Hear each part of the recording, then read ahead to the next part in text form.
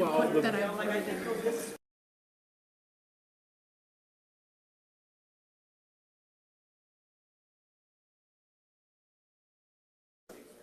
The result, ballot goes through, okay, there's two for.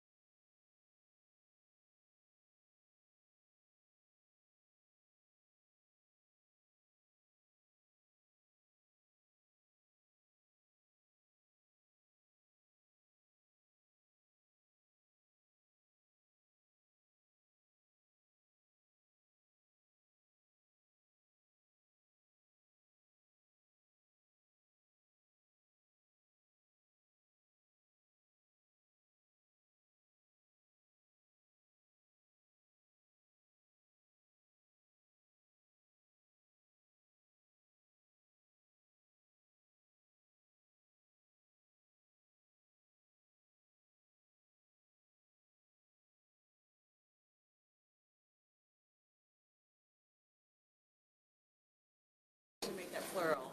I think we'll be at it for at least.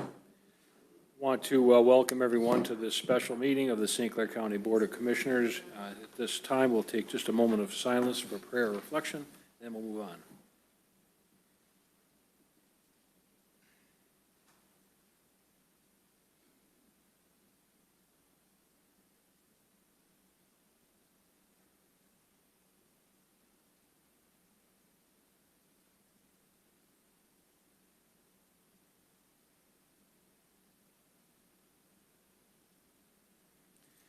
Okay, I would ask for a call the meeting to order, and we will start with the Pledge of Allegiance. If you'd please stand. I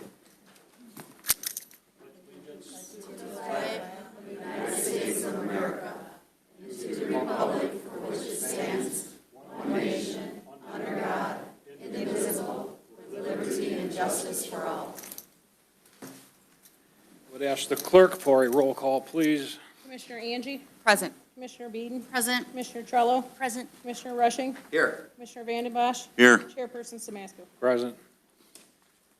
We have a quorum, and moving to item 4, citizens wishing to be heard, we have one individual, Jim Frank, regarding selection of nominees. Mr. Frank?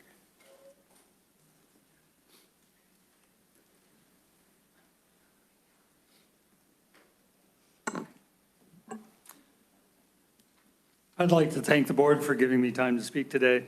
And I'd also like to acknowledge that the board has the right under Michigan law to establish whatever process they determine is the right process to select a replacement for a board member who resigns.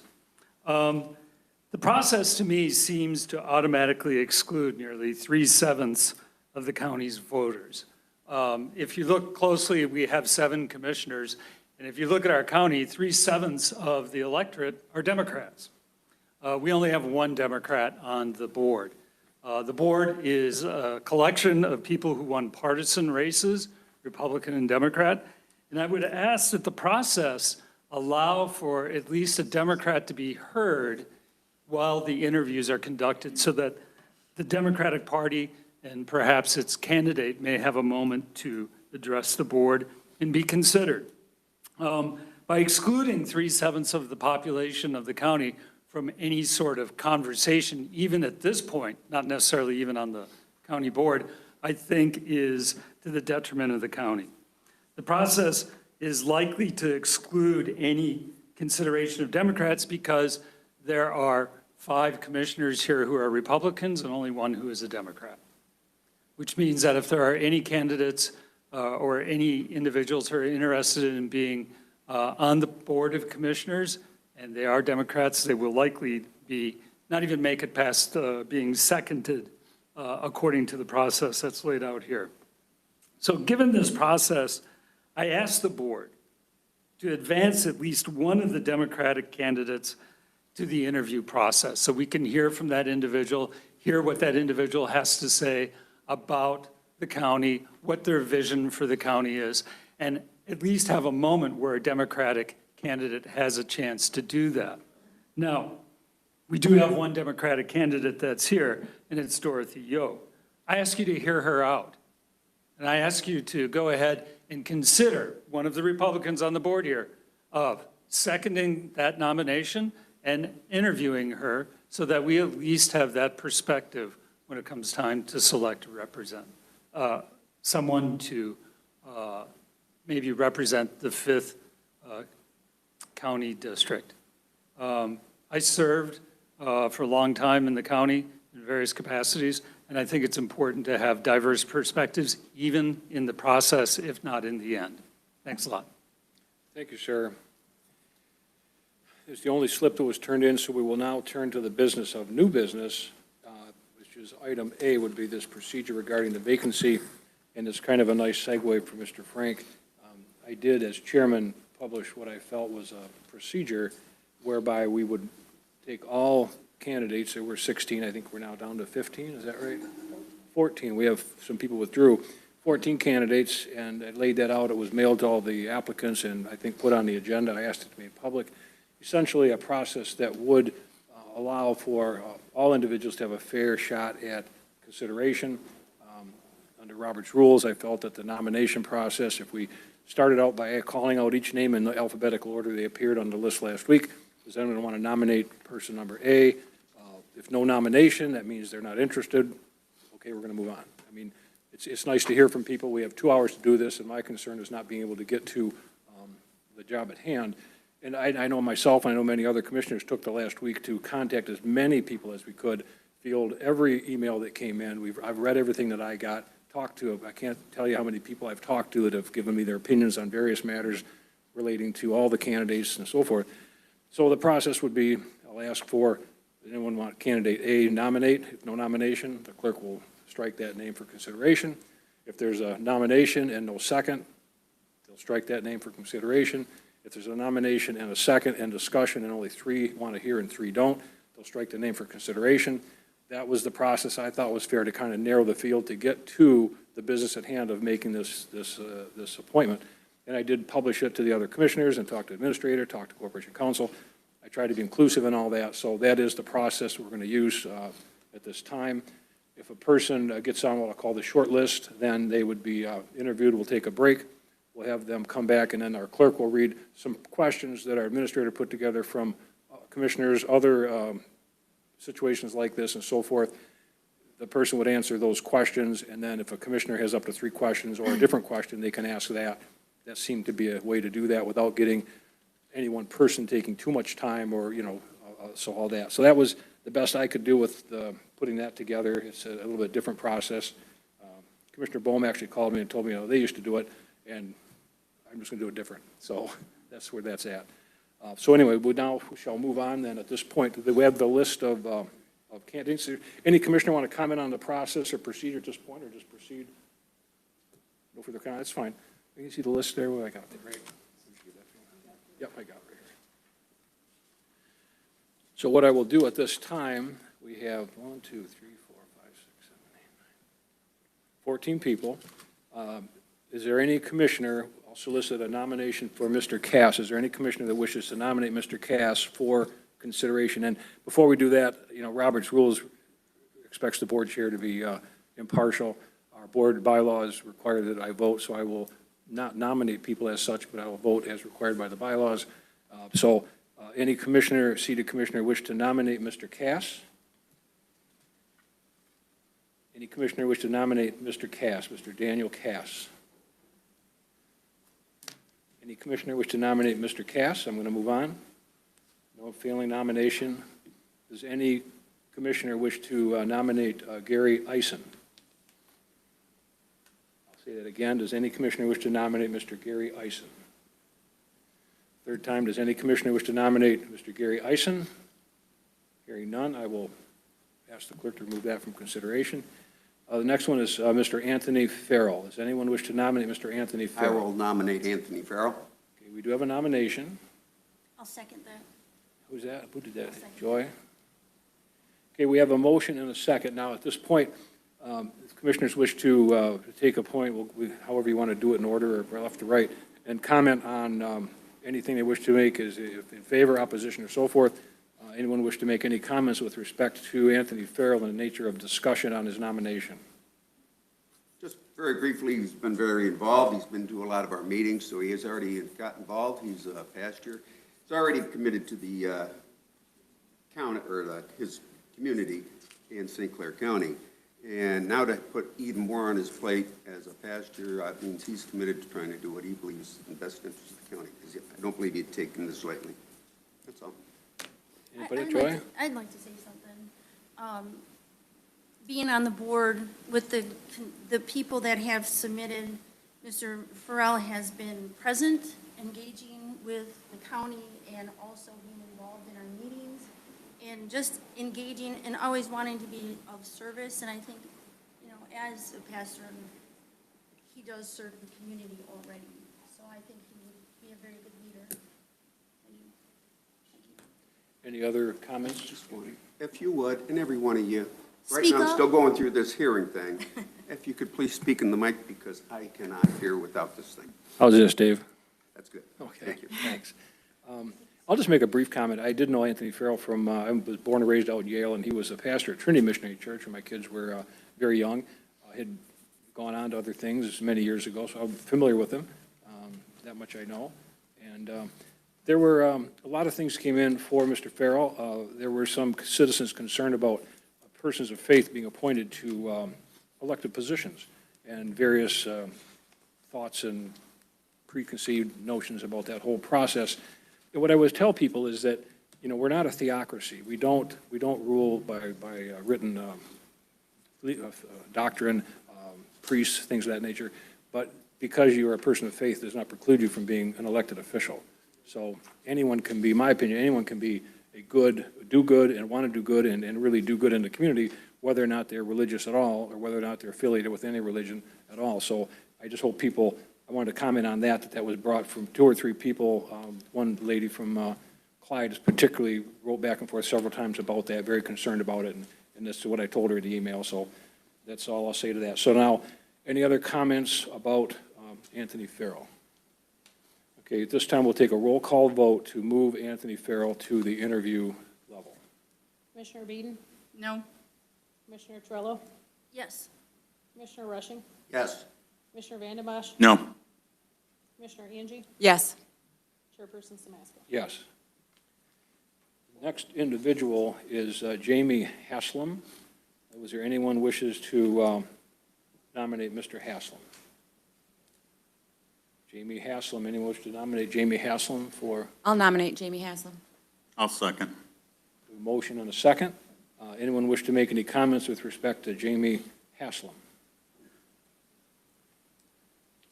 Just briefly, talked with them and don't know him at all. The previous undersheriff talked to me, and we talked for about half an hour, 40 minutes. So I have nothing bad to say, or any negative, rather than bad, anything negative to say about this individual. Okay, thank you, Dave. Anyone else on Mr. Haslam? Other comments, Mr. Haslam? We'll do a roll call vote then to move Mr. Haslam to the interview stage. Commissioner Trello, No. Commissioner Rushing, To the interview state, definitely, yes. Commissioner Vanden Bosch, Yes. Commissioner Angie, Yes. Commissioner Beeden, Yes. Chairperson Simaska. Yes. Next individual is Warren Head. Does anyone wish to nominate Mr. Warren Head? Does anyone wish to nominate Warren Head to be considered? I'll nominate Warren Head. Joy? Is there a second for Warren Head for consideration? I Is will that- second that. Any discussion? Anyone want to make any comments for, against, up, down on Mr. Head? Nothing in particular? We'll proceed to a vote and a roll call vote. Commissioner Rushing, Yes. Commissioner Vanden Bosch. No. Commissioner Angie, No. Commissioner Beeden, No. Commissioner Trello, Yes. Commissioner Simaska. Yes. Now that's a 3-3. Okay, so that's a fail. He would not advance to the next level. Next individual is David Leduc. Does anyone care to nominate David Leduc for that position? I'll nominate David Leduc. Okay. Do we have a second for, I'll Please. support. we have a motion and a second. Does anyone wish to make any comment with respect to David Duke? No particular comment, anyone? Okay, we've all taken time. I've spoken to him as well as others, and so, anyway, we'll have a roll call vote then to advance Mr. Leduc. Commissioner Vanden Bosch, Yes. Commissioner Angie, Yes. Commissioner Beeden, Yes. Commissioner Trello, No. Commissioner Rushing, No. Chairperson Simaska. Yes. Well, next one is Phil Pavlov. Does anyone care to nominate Phil Pavlov for advancement to the interview stage? Is there a nomination for Mr. Pavlov? Second time. One more time. Does anyone wish to nominate Mr. Pavlov? Seeing none, we'll move on. That will be removed from consideration. The next one is Jared Shirkey. I'd make a motion to nominate Jared Shirkey. Support. Thank you, Lisa. Support. Okay, any particular comment or questions on Mr. Shirkey? All right, roll call, please. Commissioner Angie, Yes. Commissioner Beeden, Yes. Commissioner Trello, No. Commissioner Rushing, Yes. Commissioner Vanden Bosch. Yes. Chairperson Simaska. No. Does that one go up or down? So he moves on? He moves on, okay. The next one is Mr., and these votes, you're recording this, and this is all made available later, right? So this is, Open Meetings Act require that we record this and make this public as well. So, Mr. Trey Smith, does anyone wish to nominate Mr. Trey Smith? Ask I'll again. nominate Trey Smith. Okay, we have a nomination for Trey Smith. Is there a second? Does anyone wish to second Mr. Rushing's motion to advance Trey Smith? Final time, does anyone wish to second Dave's motion to advance Trey Smith? Seeing none, we will remove that from consideration. Next item is Sean Treadaway. Do we have a motion to advance Sean Treadaway? Second time around, does anyone want to advance, a motion to advance Sean Treadaway to the interview? Third time, does anyone wish to advance Sean Treadaway for the interview process? Hearing none, that would be removed from consideration. The next one is Kelly Tucker. Does anyone wish to nominate Mrs. Kelly Tucker for that position?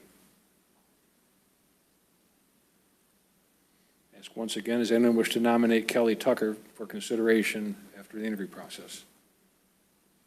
Third time around, does anyone wish to nominate Kelly Tucker to be advanced for consideration? Hearing none, we'll remove that one from consideration. This next one is Mr. Robert Usikowski. Do we have a motion regarding Mr. Robert Usikowski to advance for consideration? I'll nominate Mr. Rob Uzikowski. Do we have a second? I'll second it. Joy has a second, okay. We have a motion and second. Does anyone wish to have any comment or with respect to Mr. Usikowski? Yeah, I want to say one thing, just that I was appreciated his stance he took on some of the landfill matters. There was a lot of public interest, and he was very fair in how he approached our board decisions and working with the board for what that's worth.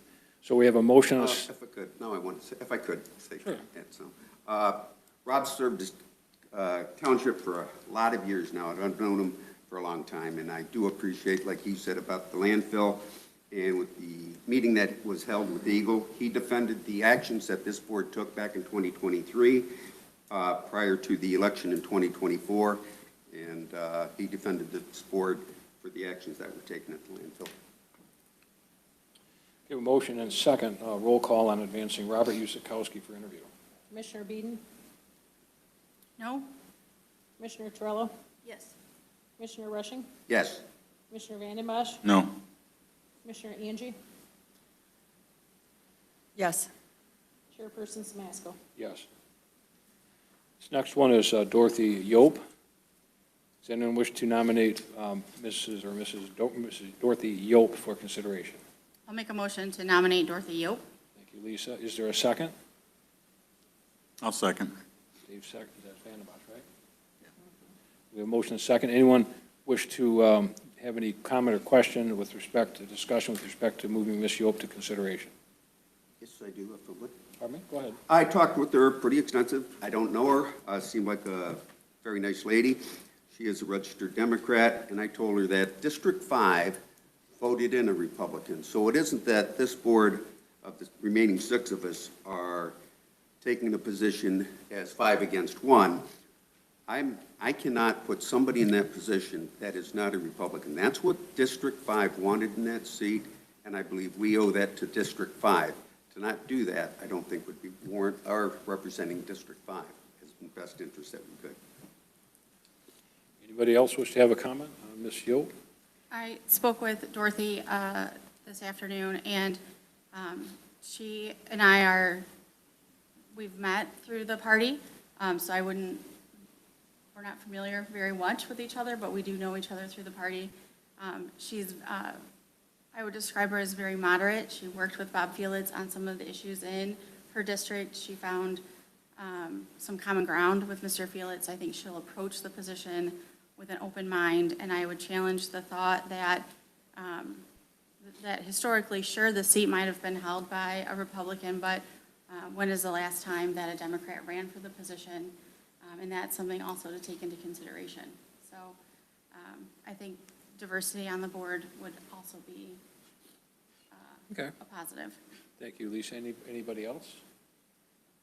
I guess my 2 cents worth on that would be that, this position should have the very best person that's qualified in the discernment of the board as a body.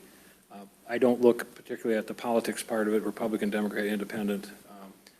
I expect I try to find people that can work with us, that are dedicated to the community, that'll add to the discussion, so I do like that as well. But I've spent a lot of time since Mr. Felix left, looking at how this is going to get filled, and when the names came in, we've all looked at all that. So I would hope we don't, I mean, I guess I disagree with Dave to that degree that it should be a Republican. Assuming that, if you assume that the Democrat was way better than the Republican, you should put the Democrat in, because that's the better person, but that's not, I don't think, what you meant. But here, we have a lot of really qualified candidates. I mean, every one of them is qualified. And the process that I tried to do here was to narrow it down and ask the commissioners to come to a consensus to get it down to a manageable body, and then make the hard decision. So that's all I'd say, is that I did speak with her as well, and she was a very kind lady. I enjoyed the conversation with her, and we didn't get into a lot of philosophical discussion, but she certainly had credentials, and she certainly had an interest for the position. And so that's my comment on that person. So Steve, now if we I have may? go ahead. I also spoke with Ms. Yope. I had a lovely conversation with her. She was a very nice Yeah. woman, and she has a very good and solid resume. I believe a lot of experience in serving the community, which I really appreciated. It's my understanding that District 5 seat will be up for election this coming, a year from this coming November, isn't that right? Yep. Next term So election, yeah. that a Democrat could certainly run for the seat this coming November, as well as any Republican. Isn't that true? Yep, okay. Thank you. Yep. Okay, so roll call on advancing Dorothy Yo. Commissioner Trello, No. Commissioner Rushing, No? Commissioner Vanden Bosch, No. Commissioner Angie, No. Commissioner Beeden, Yes. Chairperson Samasco. Yes. That's a no? Okay. Okay, the last one is Mr. Paul Zeller. I'll nominate Paul Zeller. Care to nominate Paul? Thank you, Carrie. Anyone want to second Mr. I will Zeller? second. We have a motion and a second on Mr. Zeller. Does anyone wish to make a comment with respect to advancing Mr. Zeller in the nature of discussion? I just indicate that I spoke at length with Paul, as well as every other candidate on the list, with the exception of Mr. Cass, who I was playing phone tag with, and as well as Mr. Eisen, who has been in South Korea of late. So in my conversations with Paul and reviewing his resume, I see that he has been committed to community service at the deepest levels, that he goes into the jail and tries to help people inside the jail to choose a different way when they are released from the jail, which is good not only for them, but also for our community if they can choose a different way and not commit any more crimes. So I found that to be a powerful asset to Mr. Zeller, and that's what I have to say. Okay, we appreciate that. I, too, had a chance to speak with Mr. Zeller, had not known him. He's a lot younger than me, which includes most people these days. But it was a good conversation, and he had the same issues, like, say, with the theological background. He's a part-time jail minister. I spoke to some people that I know through the jail and through that process, and others who have served as a jail minister and so forth. And quite, again, seemed like a very qualified candidate as well. So we have a motion and a second. Anyone care to, or we just, no further discussion, we'll have the roll call vote. Commissioner Rushing, Yes. Commissioner Vanden Bosch, No. Commissioner Angie, Yes. Commissioner Beeden, No. Commissioner Trello, Yes. Chairperson Samasco. Yes. Okay, so who does that, run out of people here, so who do we have that advance? 1, 2, 3, 4, 6? 6 people, okay. So we'll now take a brief recess. It's now 4:24. We'll recess for 15 minutes and come back, because you're going to prepare ballots, right? Yep. You got those organized, and then we'll, what's the process here? I wrote it, I think I remember. Chairperson. What's that? Go ahead. If I could, just so I got the same count, we have 6 going to the short list? Okay. So what we'll do is we're going to sequester those individuals, ask them to step out briefly into the hallway, lock them out of the room, so to speak, and then we'll bring them in some random draw. We can figure out how to do that and just bring them in one at a time. Our questions prepared by administration from historical questions and other things submitted by commissioners will be asked by the clerk. She'll go through them, we'll take whatever degree they want to answer. They can, we'll give them some latitude, but just a minute or two on each question. Then as to each individual, we'll open it up for commissioners to follow up on questions or ask additional questions, but at least on the initial questions asked, we'll go through those, let them talk about those. There's room, the administration kindly made room for notes with everybody's names on it. So if you have questions, just make a note, you can go back and say, no, you just said this or that. That way, we're not interrupting that whole process, it's nice and smooth, and that's what we're going to do. So we'll now take a 15-minute adjournment, we'll reconvene at 4:40. 4:40. 4:40. We'll adjourn at 15, we'll be back in 15 minutes, so.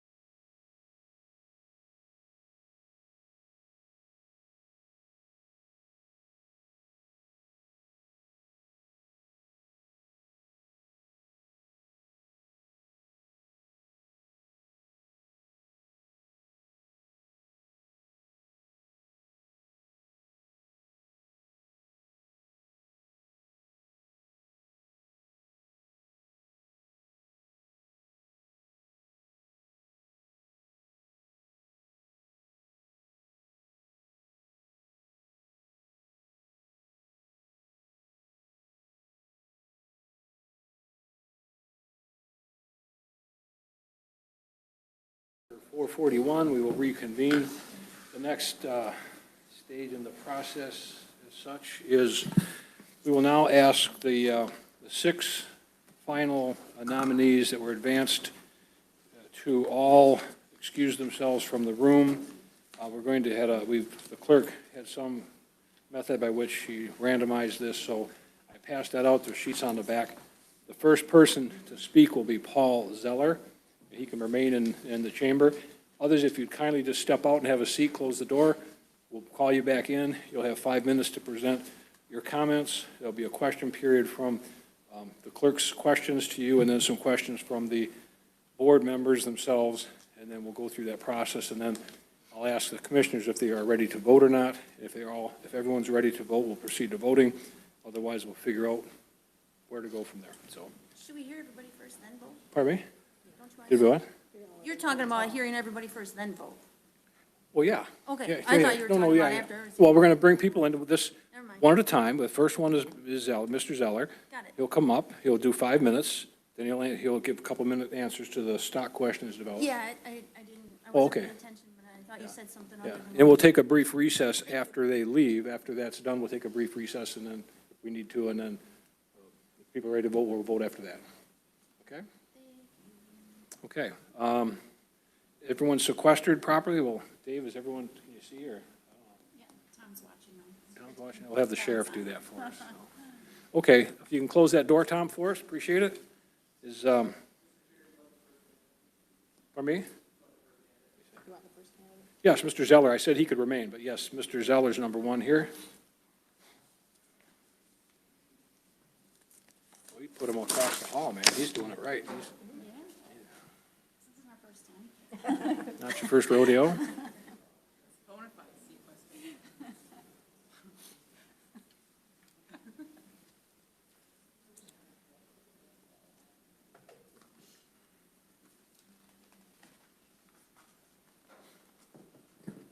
Hey, Dave, there's going to be a 5-minute, and then their responses to the questions are like 2-minute. Yeah, he's going to run a 5-minute clock and a 2-minute clock for you. Paul Zeller, please approach the podium and make your presentation.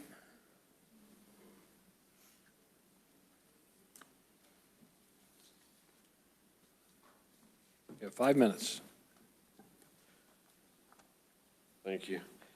I do apologize. I'm working through a pretty gnarly chest cold, so if my voice sounds like I gargled rocks, that's what it is.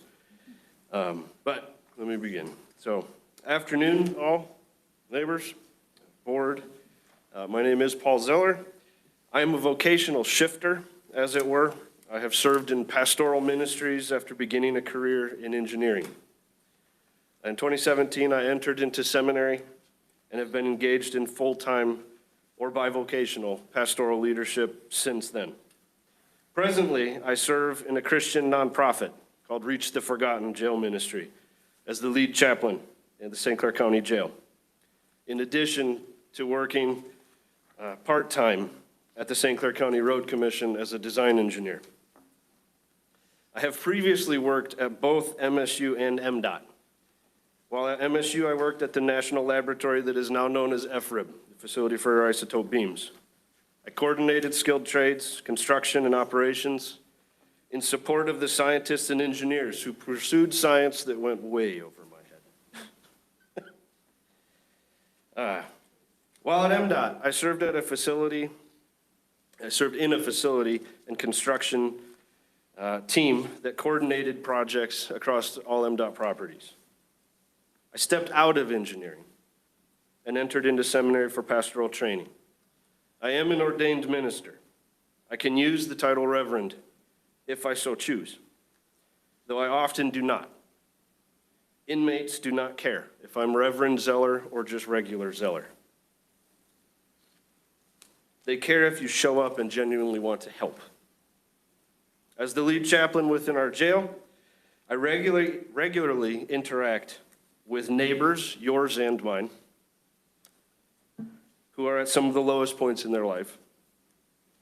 My spirit will not allow me to just witness when I could help. You step in and you help. I see this responsibility in a similar light. When you can, you step in and you help. I am married, 3 children. I have lived in East Lansing and Battle Creek, but we chose to return a few years ago because of the chaplaincy, but also because this is home. I want to serve in the community, to help build a strong community for us now and for my children's generation and the next. I shared in my letter of intent to the board that I believe my engineering background in public institutions, my skill sets in team leadership, pastoral conversations, budget planning, and project management, as well as my work with the incarcerated, all blend to give me a work together to solve the problem attitude. I am socially and politically solidly supportive of the Republican platform. I favor limited government, conservative spending, support the Second Amendment, hold a biblical worldview on social issues. But I am not combative. I am known as someone who considers, decides, and then works the problem. Try to live in peace with everyone around you, Romans 12. I believe in leading with your shield and not your sword, Ephesians 6, and that blessed are the meek, Matthew 5, which is not a weakness, but strength under control. I lead in that spirit. Much of my work, both technical and pastoral, has involved information gathering, review, and then decision making, often while leading small teams or engaging in one-on-one conversations. I have been a co-owner in a private manufacturing business, and I have served on a planning commission. I know what it is to make hard decisions while looking our friend or neighbor in the eye that not everyone will agree with, but still must be made for the greatest common good. I know what it is to have hard conversations, but then end with peace between us and move forward. It is important to me to communicate to the board and to the public, specifically those that live in District 5, that it would be my utmost goal in this role to seek the prosperity of my neighbors, to lead wisely and well, and to help position the community to thrive. Thank you. Thank you, Mr. Zeller. We'll now have our clerk ask you a series of questions, and you can have up to 2 minutes to answer the question for just a general response. There'll be no questions until all of her questions are done, and then the commissioners will ask you some questions. Go ahead, Angie. What qualities do you believe are essential for a successful commissioner? What experience and skills do you possess that make you the best candidate for this appointment?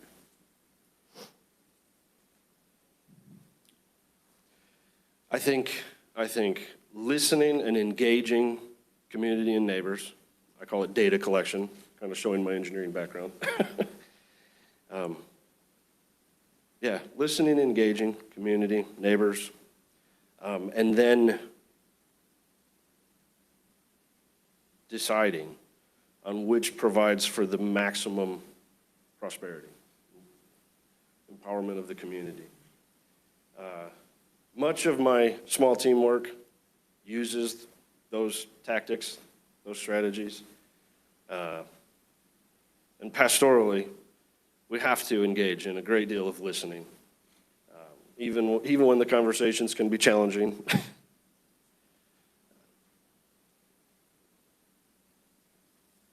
Yeah, listening, deciding.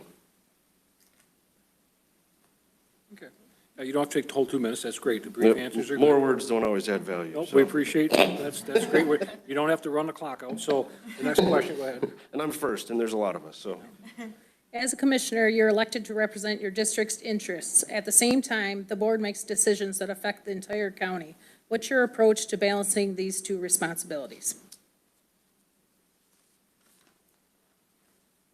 Well, heavy side the input from your district, but there's no reason to not include information and data from outside the district as well.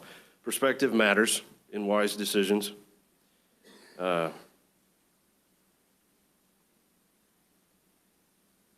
Yeah, I think I would start with the district and networks of communication in the district, but depending on the nature of the decision, how technical it was, what context it was, find people that are in that environment, in that context, even if they're not in the district, just to include their perspective. Yeah, yeah.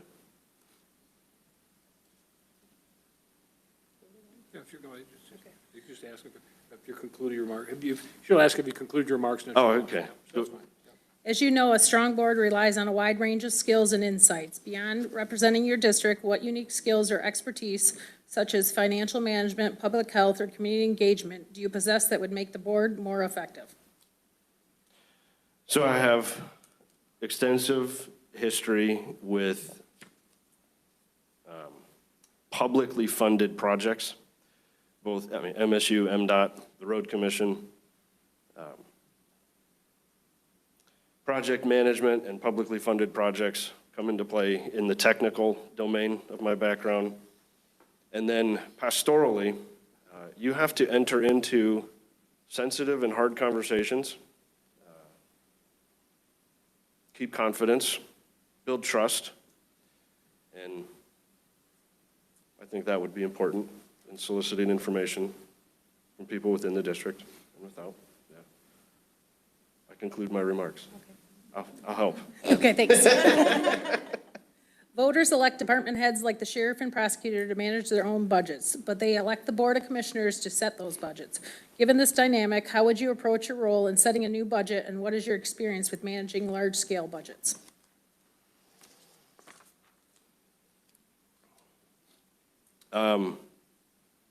So the second part of that question, what is your experience with managing large-scale budgets? So that one's more objective, that's easier. I have been unilaterally in control of projects that were measured in the millions. And as part of a team, I have been influential in projects that measured in the tens of millions.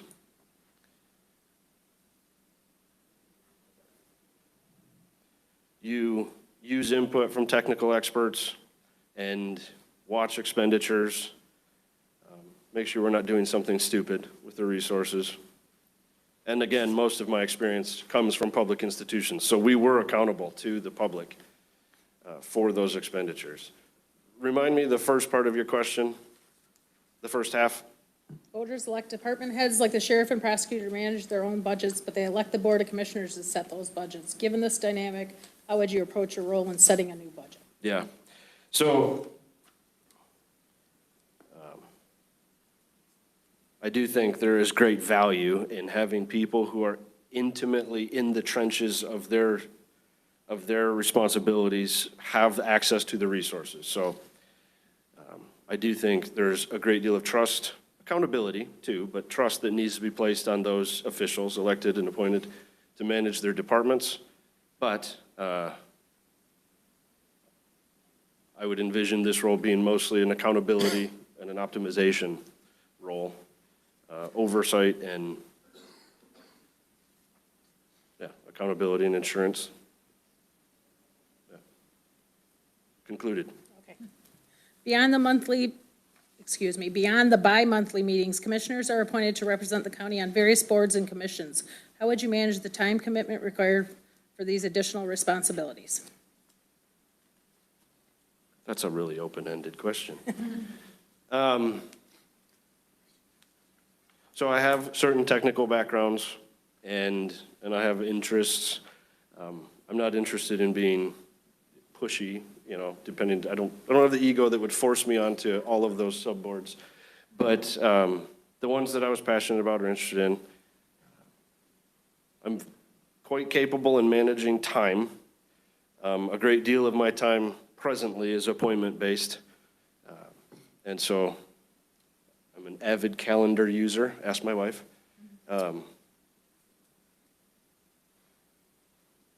I think just good planning and organization helps with managing time. I'm willing to dedicate the necessary time to whatever subboard I was stepping into responsibility with, whatever time was necessary to do the role well. I shared that comment with a couple of the commissioners in our conversations.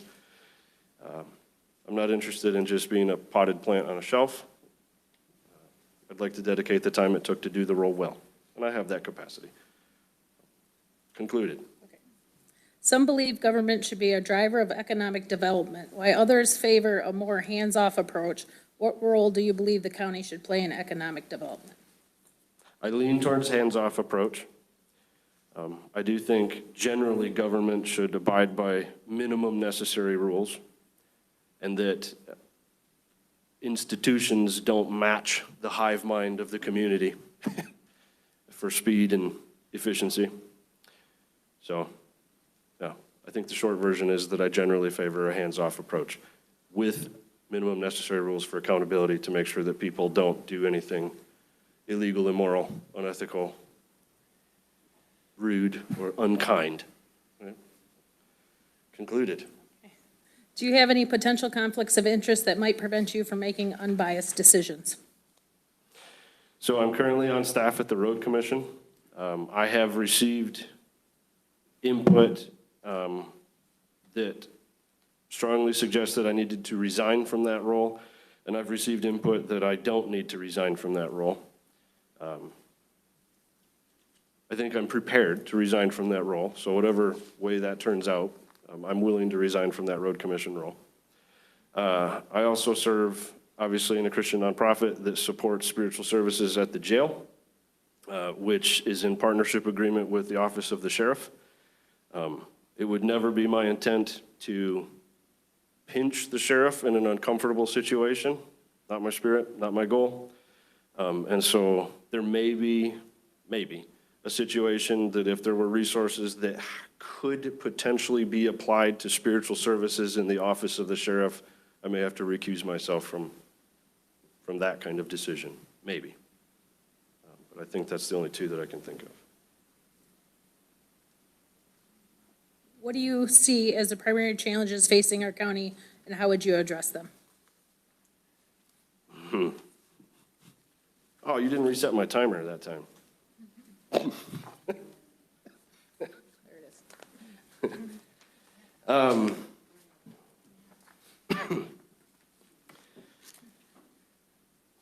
I think the health department is a popular topic these days. Solar farms are a popular topic these days.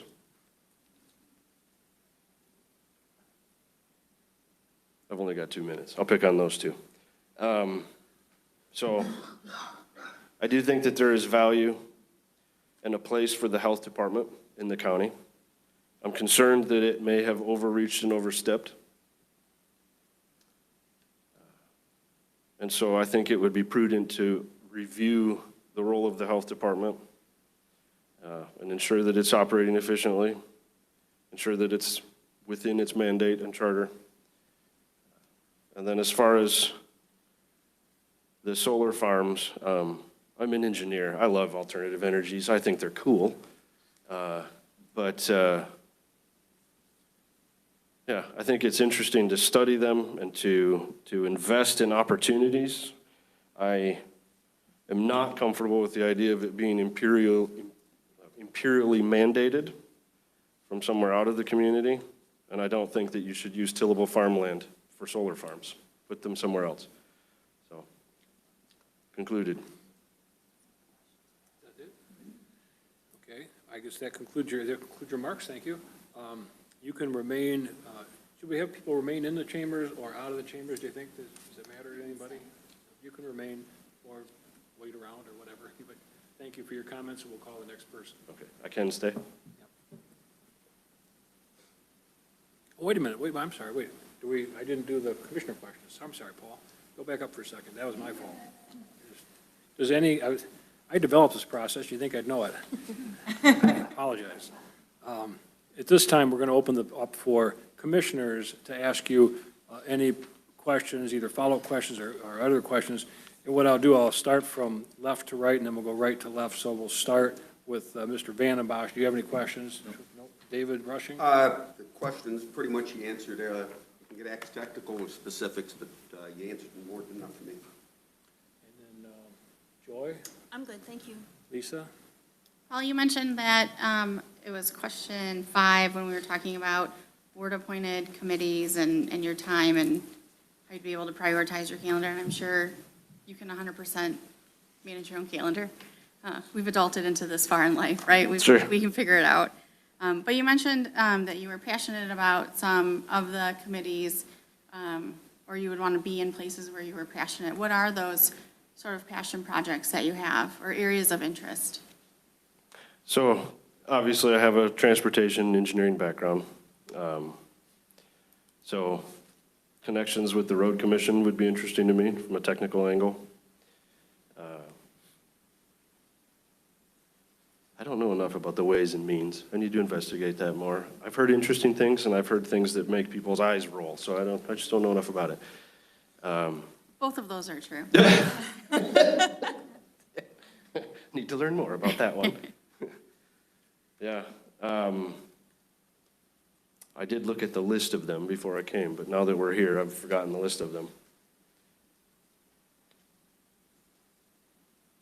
Transportation, DPW Yeah, is those are fine. two. Yeah, Those are two, yeah. great, thank you. Yep. Carrie? I would just ask Paul briefly, the chaplaincy is what you do in the jail, right? Yes, Chaplaincy is known as a ministry of presence, right? correct. Can you tell us what that means? Yeah, so when our neighbors end up in jail, and it's important to delineate for the public, because not everybody knows this, but there's a distinct difference between a prison and a jail. So generally, this isn't always true, but general rule of thumb, jails house local detainees for usually less than a year. If your sentencing goes beyond a year, that's a prison. But if it's less than a year, that's a jail. And it's important to note that these are largely local detainees. So it's your neighbors, it's our neighbors, my neighbors and yours that are in jails. The chaplaincy goes into the jail and is a ministry of presence, because when you're in jail, you're having a very bad day, particularly through assessments, and then if you're in housing, you're having many bad days. And it can feel like the world closes in around you. You're there because of choices you made. I usually tell inmates that you're wearing orange and it's not because you skipped Sunday school, so let's not pretend. You're there because of decisions you've made, but we, the chaplaincy, can step into that space and just be a presence, a kindness, an opportunity for a conversation. How do we help you? How do we pray for you? Can we connect you with resources once you get out of the jail? The jail staff actually have a programming coordinator that does a pretty good job, really good job, of connecting inmates to resources outside the jail. The chaplaincy tries to be an ally to that individual and connect them with resources once they get out. Yeah, so when your neighbors are family members, and I won't ask you to do this, but if I did, everyone in the room could probably raise their hand and had a family member or friend that was in jail at one point in time. And so we step in to that space and just are kind and try and provide help. And so you minister to people of all faiths. The only qualification is that they're in the jail, right? Yeah, so it's important to communicate that I am Christian, and I hold that worldview, but I don't see that as a reason to be rude to other people. And so the ministry that I serve and the requirements of the Office of the Sheriff both require that we connect people of alternate faiths to their resources. So I don't have to pretend that I know everything about every faith system. I'm not. I'm not an expert in every faith system. But if we have, for example, if we have a Muslim that's incarcerated, we will ask how to connect them with their resources, an imam, the local masjid, and just facilitate that. Yeah. There's no reason to be rude, right? Thank you. I'll ask a quick question, Mr. Zeller. You've let us know that you're interested in the office, you're seeking that seat. Have you ever run for elective office before yourself? No. Yes or no, you've not? No. And without giving names or details, have you ever had significant involvement with a campaign for public office, local, state, or national? I don't want names, but have you ever been involved with the political side of it, the election process part of it? Have you ever been initiated as such, either personally or through connection with some campaign, just kind of yes or no?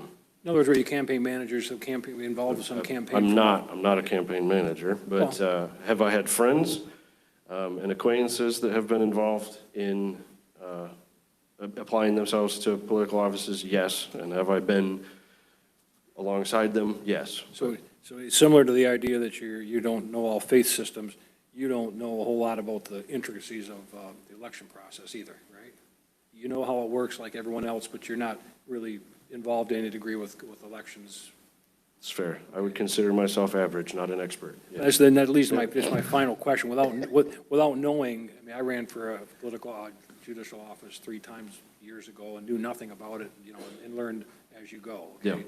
So without knowing how to do it, are you willing to do whatever it requires to connect with the voters of District 5 and seek their support, seek their vote? Because we want to give it to a person that not only wants it, but will work for it by connecting with the voters, and will find out what needs to be done and do what needs to be done to hold that seat. Would you agree that you would do that? Yes.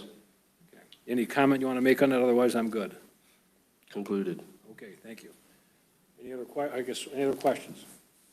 Okay, we'll move on to the next candidate. I think that's where we're at, right? Yep. Number 2 is Jared Shirkey. Where's Tom? Oh, he's texting Tom. Oh, that's a violation of Open Meetings Act. Wait a minute. No, it's not. It's not? Okay. We got to be careful.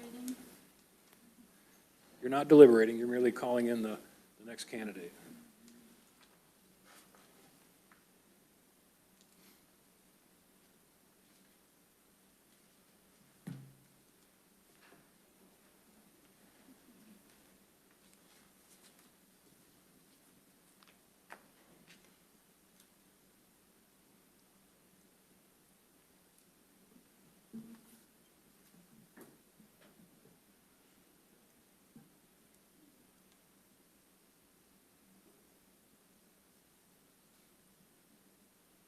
Wake up, Steve. Go ahead, I was just waiting for the next. Oh, I was waiting Yep, for nope, you. I'm sorry, I was waiting for the next person, I'm sorry. Go ahead, yep, go ahead, Mr. Shirkey. Good evening, commissioners, neighbors, and friends. I stand before you not only as a candidate for this appointment, but someone deeply committed to our community. My roots run deep here, through years helping run a small business with Shirkey Electric, through service with the Marysville Business Council, and through my Eagle Scout experience, and through hands-on municipal work on local infrastructure. Running a small business has taught me the value of accountability, efficiency, and customer trust.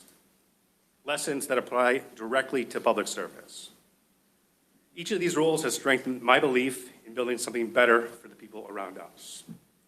For me, public service isn't about what government can do for individuals, but what we can do together to strengthen our community. That means supporting local businesses, maintaining safe infrastructure, protecting the health and freedoms of our families, and staying true to the faith and values that my family has instilled in me. I also believe that good leadership requires financial responsibility. In my work and in my service, I built a track record of making careful, cost-conscious decisions, stretching dollars where they count, finding efficiencies, and ensuring that resources are directed where they have the greatest impact. I know how important it is to respect taxpayers' dollars and balance today's needs with long-term sustainability. Now, equally important is making sure our citizens are informed. I've seen how open communication builds trust, whether it's keeping a customer updated on a project or ensuring residents understand the decisions that affect their daily lives. And I believe government works best when people know not just what decisions are made, but why they're made and how they serve the greater good. Now, through my leadership at Shirkey Electric, I've seen the firsthand importance of meeting deadlines, staying within budget, and solving problems under pressure. These same skills, planning carefully, adapting quickly, and always keeping people first, are vital for effective public service.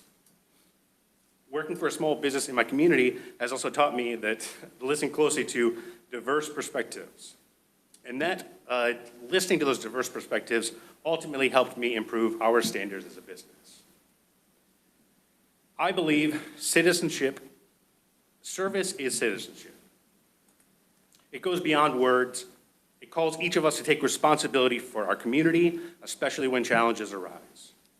Whether it's protecting the environment, strengthening our local infrastructure, or helping a neighbor in need, we show the strength of our community by stepping forward when challenges test us. And if appointed, my focus will be simple: to listen carefully, to act responsibly, to communicate openly, and to work tirelessly for the good of this community, not for politics, not for headlines, but for the people who call this place home. Thank you for your time and for your partnership in serving this community. Thank you. Go ahead, Angie.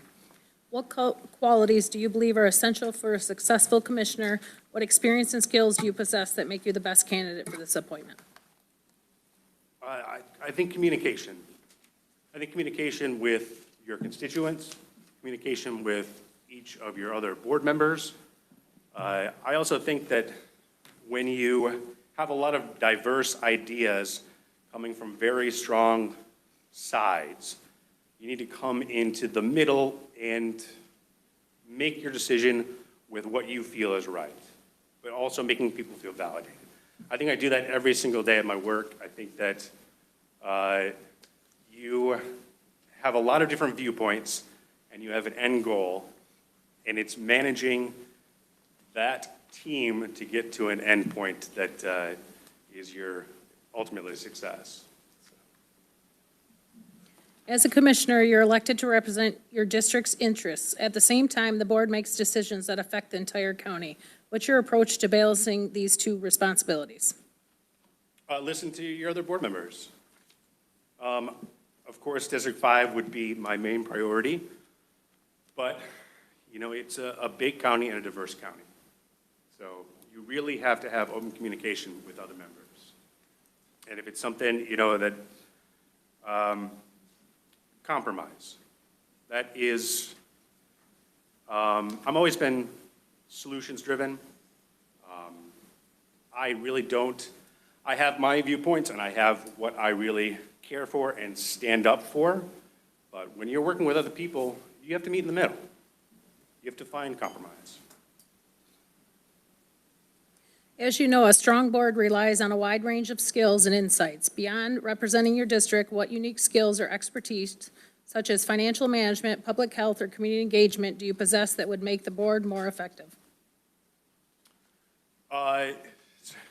So your financial side of it.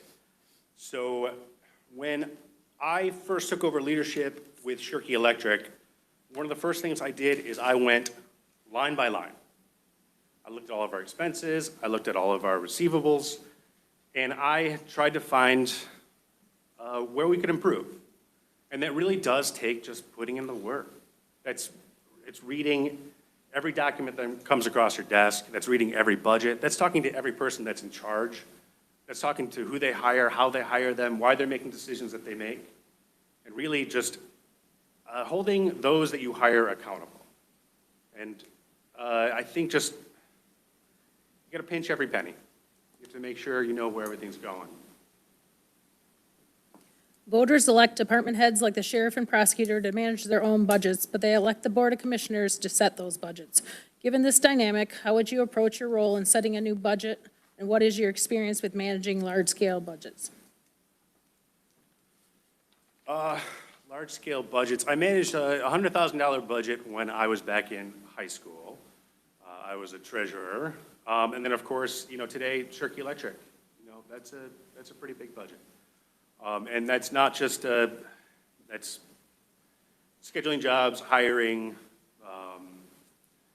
kind of finding where everybody works within a department.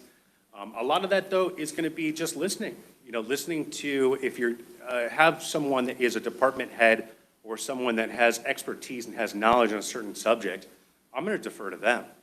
I'm going to say, why is this choice being made like this? How much do we need? What about this? Can we find other ways? Work with those people that are in charge and then come to something that we both can agree on with our own ideas as a board and also the people that are experts. Beyond the bi-monthly meetings, commissioners are appointed to represent the county on various boards and commissions. How would you manage the time commitment required for these additional responsibilities? Just make it a priority. This has to be priority.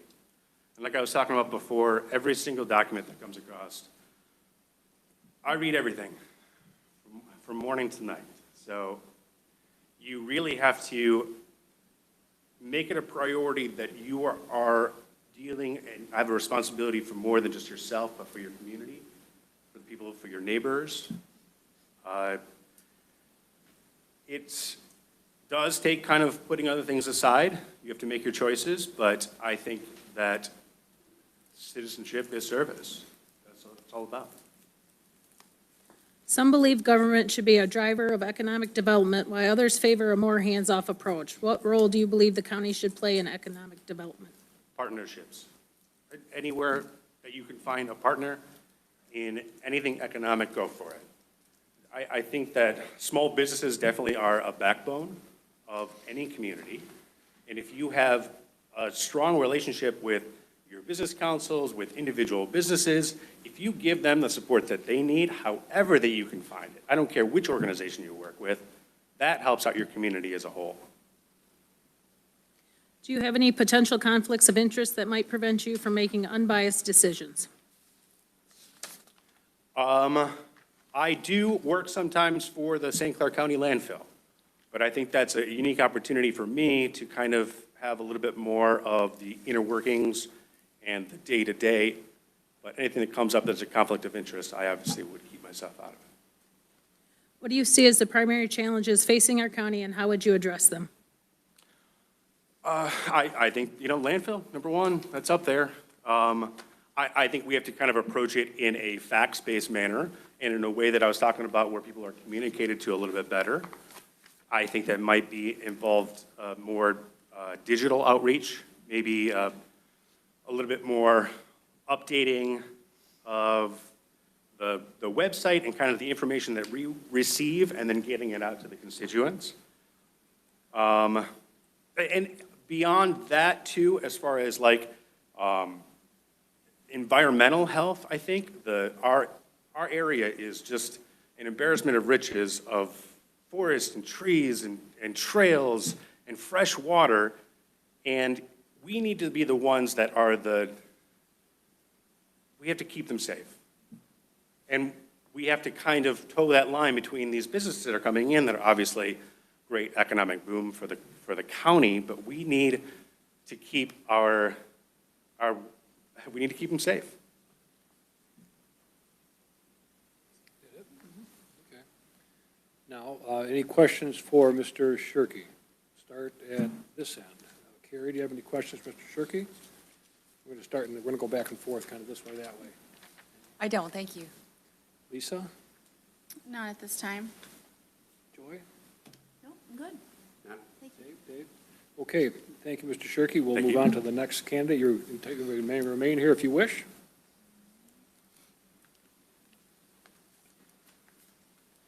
Next one is whom? Robert Usikowski.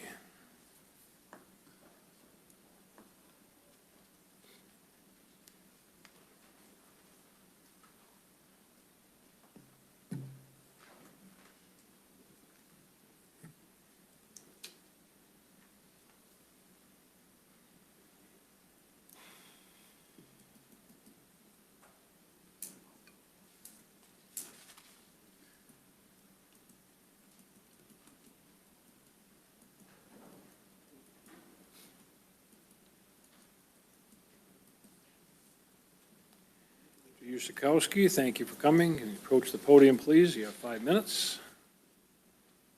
All right. Good evening, Commissioners. Thank you for the opportunity to be here. I would consider it an honor to serve District 5 in this position. For more than 17 years now, I have served as the supervisor of Kimball Township. My entire focus has been in local government, getting down right to where the people are. As supervisor, I've done everything from creating budgets to monitoring budgets, overseeing infrastructure projects, making sure we're in compliance with environmental regulations, and really just representing the people of Kimball Township. I've obviously led projects. I've worked closely with state and also with county officials on many of those projects. I don't just have an interest in government, I've actually have experience in running local government. In addition to that, I have other roles outside of that. I'm president of the St. Clair County 4-H and Youth Fair, and as such, we have also worked with many of the department heads here in the county. So it's given me an even broader relationship with many of those people. Some of the people that I've worked with pretty regularly, Dennis DeLure at County Parks, obviously the Sheriff's Department and Matt King, Liz King, Dr. Nevin on health department issues that we've had throughout the years. Allison Arnold at the library, we have one of the libraries in our township. Obviously Bill Hazelton, because we have roads, so that's a pretty big one for us. These are the very departments that you guys work with on a regular basis, and I have experience in working with many of them and coming to work together to find solutions that work for the community that I currently serve. One of the most important lessons that I personally have learned is, as a leader, it's not about being right about every situation. For me, it's about listening to what my community has to say. It's about respecting some of their differing opinions. Each of you serve a district that's distinctly different. Commissioner Beeden, your district is mostly urban, sorry. Commissioner Samasco, yours is mostly rural. And so our constituency is going to be different, and as a result, we're not going to agree on every single issue. But we can find consensus and work together for the good of our community. I am familiar with a lot of the issues that are going on in the county. Obviously, I talk to a lot of people within the county. People come to me as a township supervisor about some of those things. Because of my other responsibilities currently, I'm not at all of your board meetings, but I do watch a lot of them. And I'm familiar with many of the issues that you currently face, everything from the closing of the school-based health clinics to growing concerns about animal control to obviously the landfill, which has been a very particular set for me because my constituents were impacted pretty heavily by that. To prepare myself, I did take some extra steps over the last couple of weeks, so I've talked even further to some of the department heads about some of these issues, just to get some of their insight and feedback, just in case I was selected, so that I would be prepared to step in at day one and be a valuable member of the board. So I talked to Liz King, I've talked with Dr. Nevin, I talked with Melissa Miller, just to get their feedback and input on some of the issues that currently are being faced with right now before you. Finally, I think what really separates me is not only that readiness, but also my approach. And some people will laugh at this, but I don't consider myself a career politician. I'm not, I've served for 17 years, but I really don't consider myself to be a career politician. I just want to serve the people that I represent. Some people may be looking to check a political resume. I don't know what their intent or reason is, but my intent is just to serve the people locally. I've been in the trenches where the people are. The decisions that I make, just like you, I've got people sitting in front of me that are, they're concerned about various issues, and me and my board have had to make decisions related to those things. Unfortunately, there's not really a chance to have a learning curve here with this particular job. We don't have the advantage of an election cycle, so I think it's important that we have somebody that's prepared and ready to step in from day one. Thank you. Thank you, Robert. At this time, we'll open up for questions. Oh, you didn't hear, I'm sorry. Pick up, Steve. Yep, I know. Getting ahead of myself, go ahead. Our clerk will now ask questions in the normal course. What qualities do you believe are essential for a successful commissioner? What experience and skills do you possess that make you the best candidate for this appointment? Well, first of all, I think you need to have the ability to listen. You know, I think some people react very quickly and don't take the time to hear from their constituents. I think you need to be open to varying different opinions. As I said before, I think we all represent different districts with different values, different needs, and we need to be open to all of those. Obviously, as a township supervisor, I've had a multitude of different You know, I'm in my 5th term, so we've had a multitude of different trustees on the board, varying different levels of ability to communicate, varying different levels of knowledge related to government, varying agendas. I mean, some people come in, they get elected, and they're on an agenda for one item. You know, and that's why they got elected, and that's their agenda. And so, you know, I have an ability to work with all people, regardless of what their beliefs are. As a commissioner, you're elected to represent your district's interests. At the same time, the board makes decisions that affect the entire county. What's your approach to balancing these two responsibilities? So I understand that responsibility. I think that's one of the things I've looked at. It's a little bit different than my responsibilities at Kimball Township, where right now we all serve the community as a whole. Here, you guys represent your district and also the county. So we do have a responsibility to manage the county or oversee the county operations, and I understand that. I will, though, stay true to my district, and if we don't agree on something, I absolutely will look for us to find common ground as opposed to getting upset or being disruptive. I think to me, the whole goal, and it's my goal as a township supervisor, is to find consensus with my board. It's better for us as a board, and it's better for the community that we represent as a whole if we can find consensus when we don't agree. As you know, a strong board relies on a wide range of skills and insights. Beyond representing your district, what unique skills or expertise, such as financial management, public health, or community engagement, do you possess that would make the board more effective? I've had all those. So I obviously, community engagement is part of what I do as a township supervisor. Unfortunately, I don't have a staff to do that. So I have to do that. So obviously, I've been elected 5 times, so I have a pretty good idea on community outreach and getting feedback from community. I often lead our charge in the township as far as outreach to the community.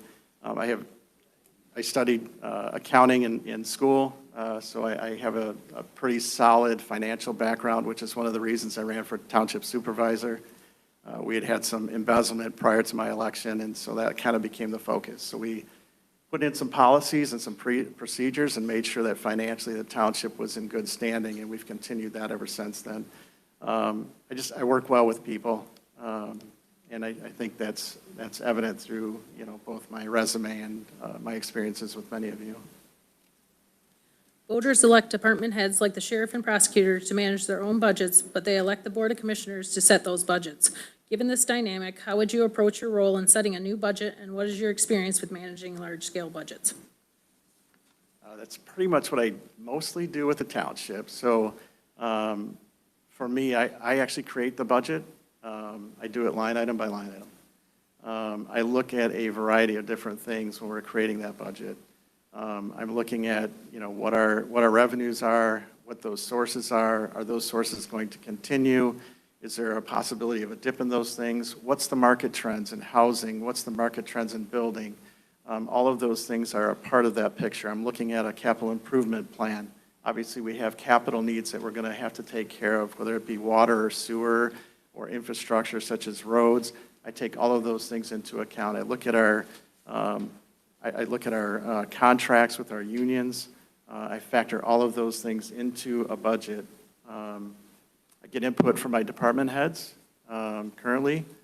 So they are going to get what I would propose, and they're going to give me some responses to that, and then we make modifications as needed, and then we present it to the board. And then from that point, it's just a matter of, for me, I have to manage that at that point and make sure that those departments are compliant with their budget and staying within their budget.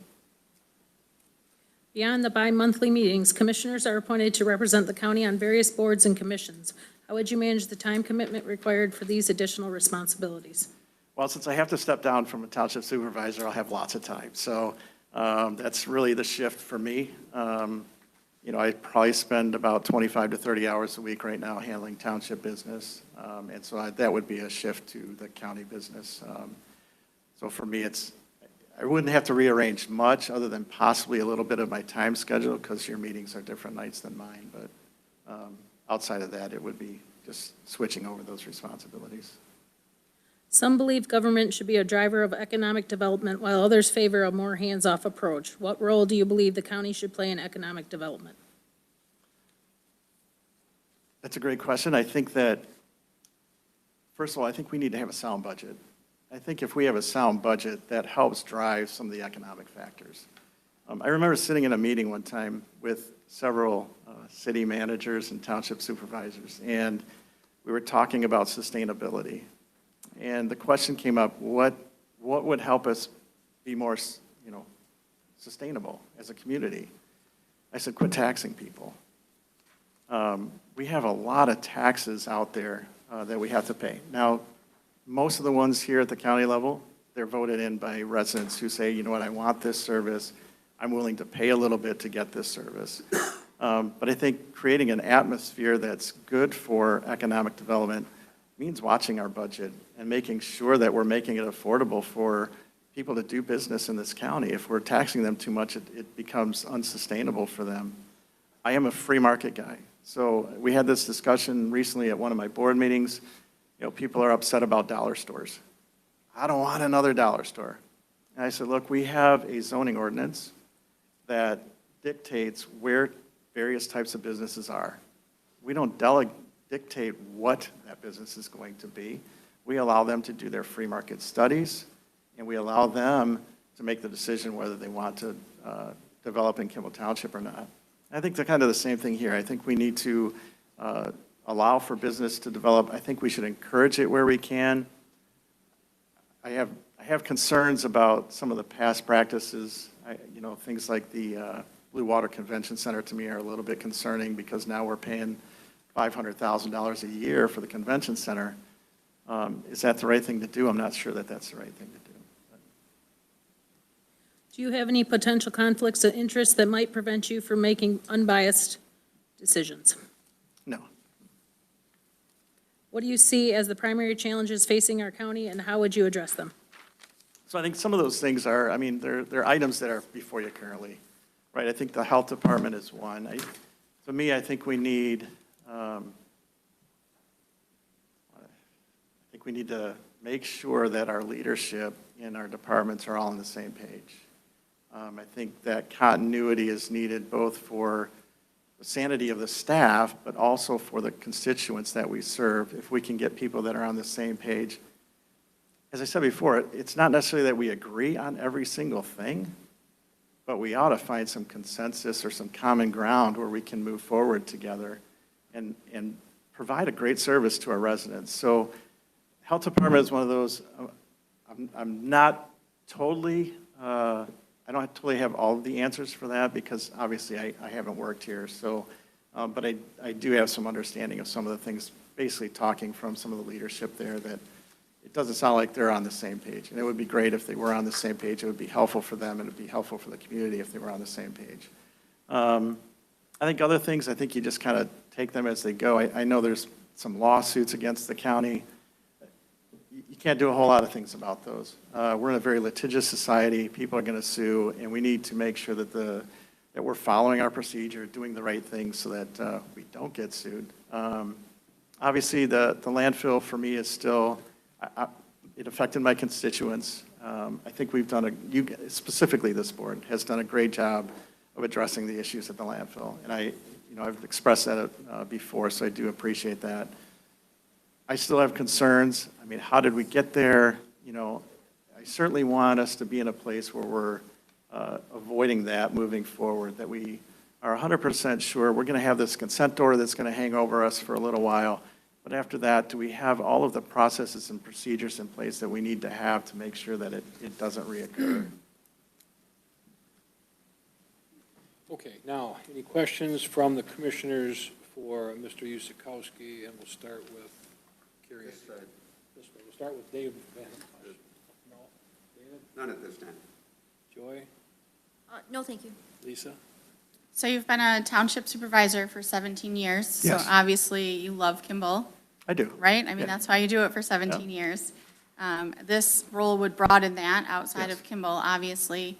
How would you plan to outreach to those communities where you haven't been as invested? Yeah, so my first thing, and this is one of the things I used to get on Commissioner Bohm about, is he never came to a single township board meeting while he was representing my community. He didn't attend meetings related to the landfill. So the first thing I'm going to do is I'm going to start going to some of their meetings on a periodic basis to make sure I'm in touch with what's going on in their community and have a base to start with of people that I can communicate with. I'll probably establish some social media things to allow people to, reach out to me in addition to emails that you guys all have. So I'll definitely be focusing in on trying to reach out to those communities. Thank you. Carrie? No, thank you. You've been very thorough. Thank you. Thank you. Just one question, Bob, Robert, if you're in a situation where, let's say the landfill, for instance, there was something that we needed to do, or maybe you thought we should do in the best interest of Kimball itself, but yet on a broader scale, the 160,000 plus residents of this county and all the districts, there was a countervailing interest there, how would you handle that? Because that's really tough for us as commissioners to Yeah, sure. take care of your district. How would you address that? Well, I think that's one of the things I'm saying. You got to find some common ground. And I think in most situations, we can find common ground. I think that sometimes we get a mindset that we're just so dug in that we can't get out of that. And that's just not the way I work. I realize that I'm part of a commission that's overseeing an entire county and at the same time represented the district. But I think if, in those situations, we should be seeking common ground. I would obviously, if we couldn't find common ground, I'll be honest with you, I'd vote for my district. But I wouldn't make it a stumbling block for me as far as my relationships with anyone on the board, or I wouldn't. Here's one of the things that I do. So as a township supervisor, I represent my community. So my board will vote. I get a vote on matters. And sometimes my board votes differently than I do. Well, guess what? I still represent my community. So when I represent my community on that particular issue, I support what the board said. I don't represent my own opinion. I go out and give the opinion of the board at that point. So I'm used to doing that sort of thing. I'm used to working within differing opinions, and I would not be a disruptor if that's kind of what you're asking. Yes, that answered the follow-up that I would have had, so thank you. Any other questions? Thank you, Robert. We'll take number 4. Okay, thank you. Is Dave Leduc. He doesn't have to go back to what the last guy went back in the room. He doesn't have to go. How are we doing on time? What do we got for time? Too bad.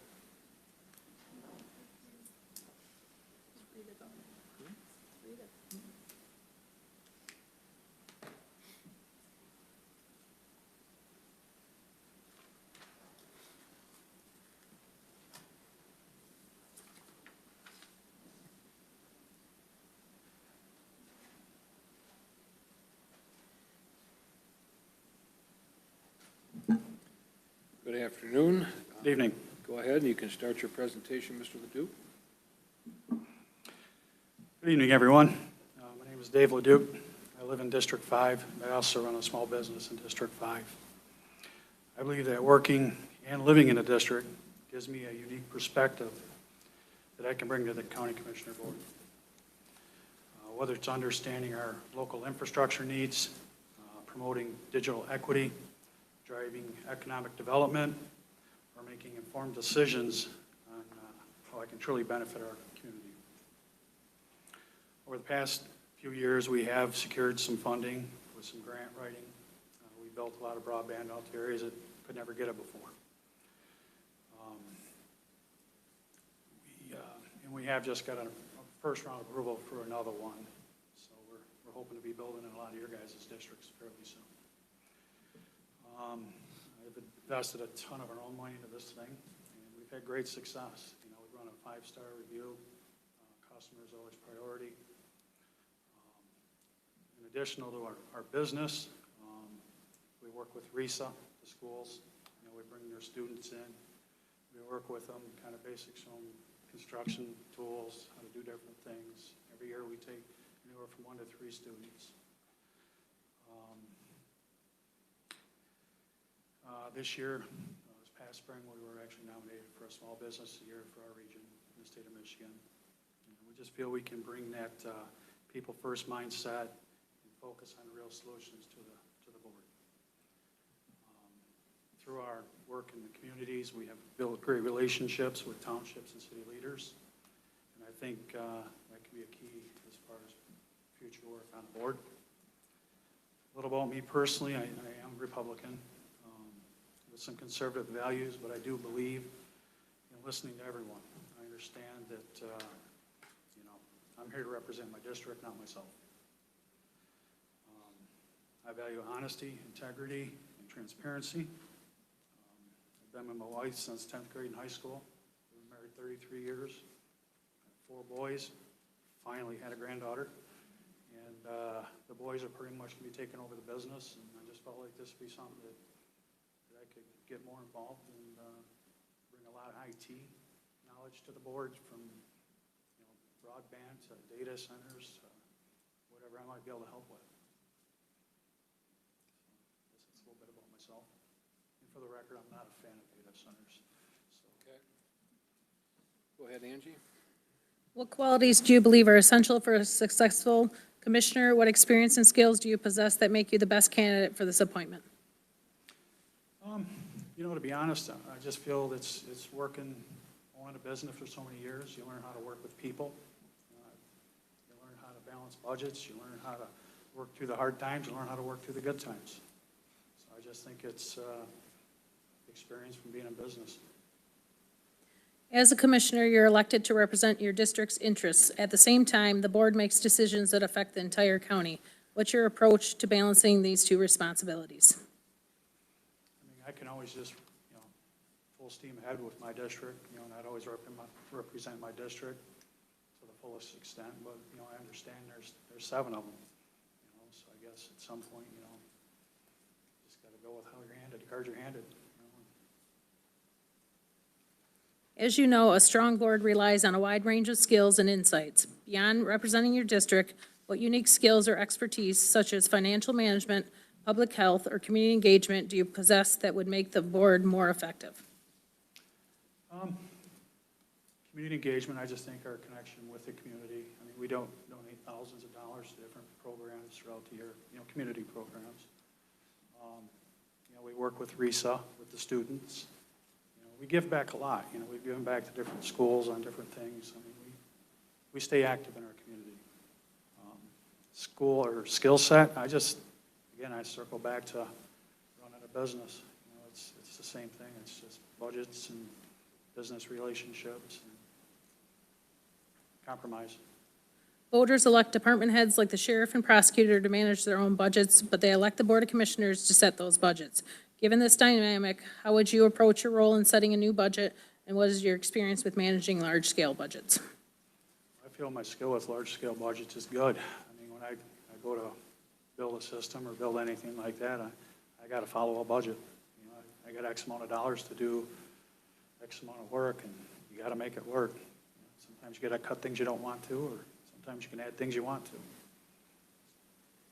Beyond the bi-monthly meetings, commissioners are appointed to represent the county on various boards and commissions. How would you manage the time commitment required for these additional responsibilities? I'm open. Like I said, my boys are going to start taking the business over, so I got to find something to do. I'm open to do all kinds of committees like that. Some believe government should be a driver of economic development, while others favor a more hands-off approach. What role do you believe the county should play in economic development? I lean more towards hands-on. I think you got to roll up your sleeves and just get into it. Do you have any potential conflicts of interest that might prevent you from making unbiased decisions? Not at all. Nobody in the county ever reflects any of the work with our business. Any of the grants we would ever get are through federal level, nothing through county or any of that kind of level. What do you see as the primary challenges facing our county, and how would you address them? I guess just kind of calming the waters, just bringing everybody back to a central place and just getting back to the basics. Sometimes I feel like the world we live in is a little bit extreme. Thank you, Mr. Leduc. And we'll now open up for questions from any commissioner, and we'll start with Commissioner Angie. Any questions for Mr. Leduc? Thank you. I don't have any questions. Thank you for talking with me. Thank you. Lisa? Not at this time. Joy? No, I do not. David? Okay, thank you very much. We'll move on to the next person, which is number 5, is Anthony Farrell. Has Mr. Haslam showed up yet, do you know?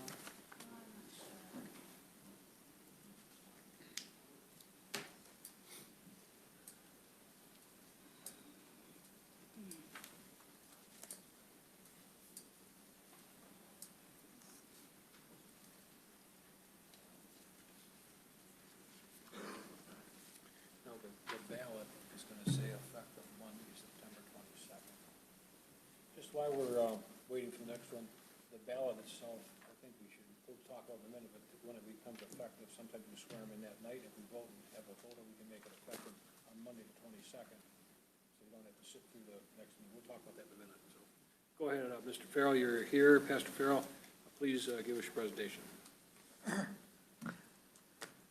All right, thank you, Commissioners. Never sought in any way to consider an office like this. In fact, I was asked maybe a couple of months ago if this might be something I would be interested in, and I said, "You're going to be kidding me." And but with this position, which is opened up with the vacancy for District 5, I've had several people encourage me to consider this role, this position. And so in discussions with people and considerations and prayer and soul searching, talking with many people, it seemed like I would be remiss not to advance or to give the letter of intention, which I did, for this position. So this has started for me, and it's in your letter, but I want to try to provide a little more detail of where my interest, where my heart is in relation to this role and this position potentially. September 16th, last year, a large data center was coming in just south of Crossroads. Found out about it through an email that was being circulated around that came from my good friend Libby Prill. Of that time, I did not know who she was. And it was saying that on September 16th, the township was going to be voting on a tax abatement for a data center. And nobody knew about this. Nobody was aware of it. Nobody had any clue of what was going on. And so I went to the township meeting that evening, fully open. I just said, I'm pastor here at Crossroads, and convinced me that this is a good thing. And I just brought questions. Tell me who this is going to impact. Tell me what type of studies have been done. We've got an elementary school right next to us. We have children within our own church. Well, how will this impact? I just raised several questions, and it became evident to me that that type of due diligence had not been done as they were ready to vote on a tax abatement. So I left that evening, and I think most everybody else did too, questioning this endeavor. And so for me, it became a call to action. I'm not a person who gets involved in controversial things. I'm not a person who rabble-rouses. That's not who I am. I'm a pretty focused, disciplined person towards my mission, my vision in life. But for me to not be involved for the sake of my church, the community, the neighbors, and our role in the township, I felt I would have been negligent and irresponsible. And so I began to investigate. I began to get involved. And it was very complicated. It had several rabbit holes which you could go down. So I realized I could become entangled in something that was overwhelming. And so I thought about my role, I thought about my position, I thought about what I needed to do. As I prayed, I considered, and as I stated in my letter of intent, my role was not to figure everything out and to be the voice of the people to stop this. My role was very clearly was to make sure that the people had a voice. That within the township there and the other people that would be affected by this, there was the knowledge, there was the wisdom, there was the understanding that if their voices were heard, if their voices were listened to, if their voices were respected, if their input was sought, there was all the wisdom that was needed within our community to understand how this could be done and done well, if it should be done at all. And so their voices were not being considered, their voices were largely ignored. And my job, my role was not to be the voice, not to be the expert, but to use my platform to make sure that people had a voice. We dodged that, it's not happening, and so from there, I realized other townships, other municipalities, other places are facing similar things. And I realized that if it could impact me, impact my township, my church, it can impact others. And so I began to get involved, as you've seen in my letter, in order to All right, help make an wrap impact. The opening speech up. So that's my story. Okay, very good.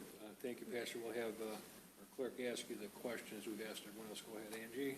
What qualities do you believe are essential for a successful commissioner? What experience and skills do you possess that make you the best candidate for this appointment? Well, I think the best qualities is listening. I think the best qualities are attentiveness to the people that you serve.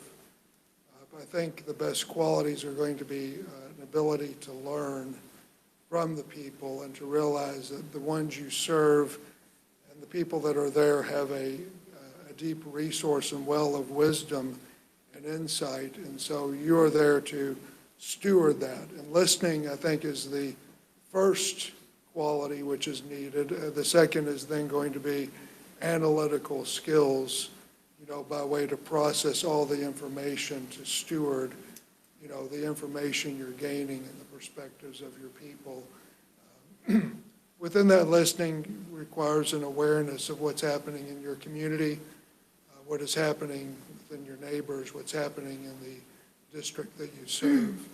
That would be the foremost quality. Fundamentally, being a servant in that sense to the people. As it's been said before, that chair, that vacant chair is not the chair of a particular individual, it is the people's chair. And so you are sitting there representing them, and you are looking out and you are considering what is for their good, what is for their benefit, what is it that they need. And I think that is, should I be called to this position, fundamentally is what the role is that's needed within this place of service. As a commissioner, you're elected to represent your district's interests. At the same time, the board makes decisions that affect the entire county. What's your approach to balancing these two responsibilities? Well, I think you have to weigh priorities and considerations. Just because you listen to people doesn't mean that you kind of let your opinions or your views just always sway with the wind. You do have to look at the larger good of the people you serve. And so you have to listen to the other commissioners, you have to listen to the other representatives which are sitting here and look at what is for the larger good, what is the larger impact that's being made. So you have to be able to listen to the team or the colleagues or the co-workers that you are part of, realizing you may not agree, but we're all working for the common good and interest. Every person who sits up in that role, I have to understand, and I do believe and do understand that you are in that role looking out for the common interest of your district. So we have to do that together and not compete with each other, but complete the perspectives which are being brought to the table. As you know, a strong board relies on a wide range of skills and insights. Beyond representing your district, what unique skills or expertise, such as financial management, public health, or community engagement, do you possess that would make the board more effective? I guess by way of training and experience and mental conditioning, if you will, as being in the work that I am, it has required me to learn engagement and sensitivity with people and to build unity of direction. So that is being involved in a number of efforts and endeavors. I welcome the learning efforts. I welcome the learning curves with new disciplines, new ideas, new perspectives, new technologies. I'm not going to know everything, and I'm not going to be an expert, but I I do enjoy learning, and I do enjoy growing. So I think in terms of engagement, team building, stewarding, serving, and then also taking on the adventure of the learning process, to me, those are some of the things that I think could be helpful in this particular role. Voters elect department heads like the sheriff and prosecutor to manage their own budgets, but they elect the board of commissioners to set those budgets. Given this dynamic, how would you approach your role in setting a new budget? And what is your experience with managing large-scale budgets? Well, I set a budget every year, which is not as large as the county's, but it is my own household budget, but also with the church. And so we do budgeting every year. And again, you have to be sensitive. I mean, fundamentally, in my role and my position, and in the chairman of my board and that leadership, you have to look at your priorities for the upcoming year, and in looking at those priorities, you have to itemize what it is that your budgetary expenses and limits are going to be in order to meet those goals and objectives. So, I mean, it's a basic logical process within my mind. You know, this becomes more complicated, but the principles are still the same. Beyond the bi-monthly meetings, commissioners are appointed to represent the county on various boards and commissions. How would you manage the time commitment required for these additional responsibilities? As I've talked to people who are close to me, and I've talked to my board, who has given me permission and blessing to, you know, pursue this as I'm doing now. People who know me, that I see the big picture. I step out of the frame, I see the big picture, and then I manage everything accordingly. And so I simply adjust my calendar, my schedule, and my flexibility, my margins of time in order to accommodate the roles, you know, that are required of me. And I think anybody who knows me knows that is something that's important to me, and it's kind of an innate gifting, if you will. I'm a pretty much on-time, punctual, deadline kind of person. That's important to me. Some believe government should be a driver of economic development, while others favor a more hands-off approach. What role do you believe the county should play in economic development? Well, I think as much as you can liberate the economy to be free, as much as you can liberate entrepreneurship, as much as you can liberate creativity, as much as you can liberate risk is good. I think that is ideal. But my experience increasingly has shown me that government's role is not as much to limit business, but it is to protect local environments, cultures, and communities to make sure that business does not infringe beyond the public good. So I am all for the market. I'm all for entrepreneurship. I come from a family. I come from a background that engages in that. My wife works for my mom and stepdad who have a driving business, and that's the environment I've grown up in and appreciate. But like what I've come from with my own church and what we faced, I'm not against data centers. I'm not against these advances in technology, but the role of government is to make sure that advances in the free enterprise, advances in capital investment, advances in those things, works for and protects the common good. Because everyone is oftentimes looking out for their own interest. And so it is the role of the government just to make sure that the interests of the people are being protected or considered. Do you have any potential conflicts of interest that might prevent you from making unbiased decisions? No. What do you see as the primary challenges facing our county, and how would you address them? What's driven me into this role as a terms of a primary consideration has been what I just said was my originating concern.